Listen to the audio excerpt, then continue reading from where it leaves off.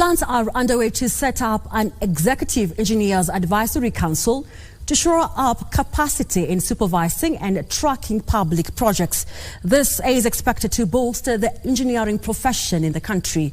Now, Deputy President Gachagua has also told engineers to sign legal agreements while undertaking projects to avoid being swindled by unscrupulous contractors. Rapid urbanization in Kenya has come under close scrutiny due to the high number of buildings and bridges collapsing due to non-adherence to the building code and failure to employ professionals. We are really very grateful to the profession, but we have a 5% of engineers who are not very straight. They are not truthful. They lack integrity. They connive with contractors to compromise standards. We have roads that have been started even before the completion date. They are potholes. With the reputation of the profession under question over competency of members, industry players are calling for the establishment of an Executive Engineering Advisory Council to offer consultancy services to the government and help track implementation of public projects. So we are making this passionate appeal that we have this creation of the Executive Engineering Advisory Council, which is also similar to the Economic Advisory Council that sits at the presidency, and we will be able to work together to move this country in the right direction. Deputy President Gachagua, while addressing delegates at the ongoing 30th IEK International Convention, called for tighter regulations and policies to stem malpractices in the sector, so that those who are spoiling the name of the profession can be weeded out. And I agree with Engineers Board of Kenya that we need a register that registers all projects and the engineers who supervise the projects, the resident engineer, and the people who are undertaking, the contractors who are undertaking that work, so that we can track, Your Excellency, the people who are operating in our infrastructure. Delegates at the conference further called for the formation of an African Engineers Register to help drive growth of the sector within Africa. We are not going to get it only on our own as engineers.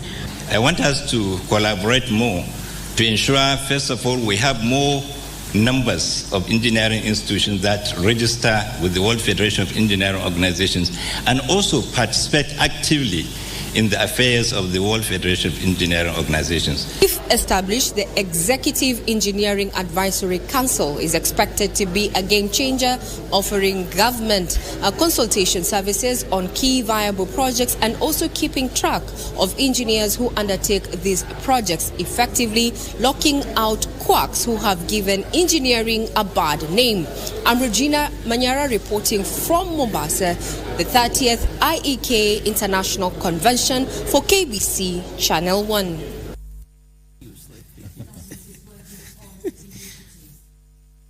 The benefits of artificial intelligence are maximized while mitigating potential risks. Now, Deputy Director in the Directorate of Children's Services, Philip Nzege, has more details. Freddie Moki gives us that report.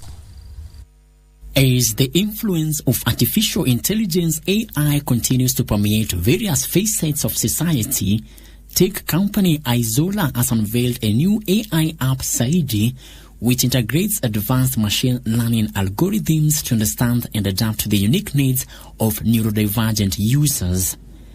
Through personalized experiences, the app aims to foster inclusivity by addressing challenges faced by individuals with conditions such as autism, ADHD, and dyslexia. Deputy Director in the Directorate of Children's Services, Philip Nzege, says the role of government in shaping the future of artificial intelligence takes center stage, with advocates urging for swift and thoughtful action to ensure that the benefits of AI are maximized while mitigating potential risks. Getting a partner like Izola coming on board to address that particular special category, it means it's a scope for the government, and obviously we'll be there to support and also to guide on policy and legal frameworks.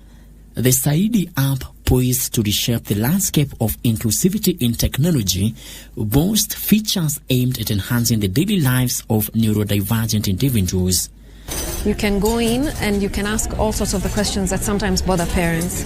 You have, for example, questions of, do you have any tips for me on how to potty train my child who's already 5 years old, or tips on nutrition, or even tips for the parents themselves if they're... Sometimes the journey for a parent with special needs can be overwhelming. Frederick Moki for Prime Edition.